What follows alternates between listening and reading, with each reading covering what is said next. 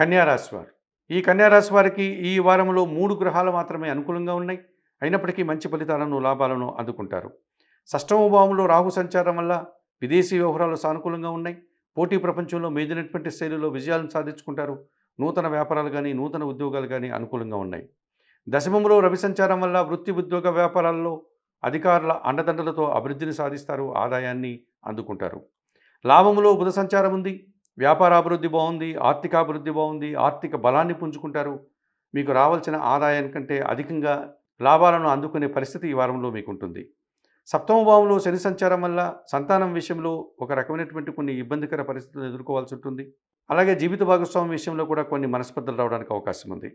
వ్యయములో కేతు సంచారం వల్ల ఒక్క విషయంలో నిరాశ, అశాంతి మిమ్మల్ని వెంటాడుతుంది. ఈ రాశి వారికి ఈ వారంలో సోమ, మంగళ, బుధ, గురువారాలు అనుకూలంగా ఉన్నాయి. దానాలు ఇచ్చేటువంటి క్రమంలో కొన్ని ఉలవలను బాగా ఉడికించి బెల్లం పొడితో కలిపి ఆవులకు ఆహారంగా దానం చేయండి. స్తోత్రపారాయణ విషయంలో కన్యా రాశి వారు గణేశాష్టకం నిత్యం చదువుకోండి. ఆలయ సందర్శన కార్యక్రమంలో భాగంగా వినాయక స్వామిని దర్శించి నమస్కరించుకోవడం వల్ల సంతోషంగా, ప్రశాంతంగా ఉండగలుగుతారు.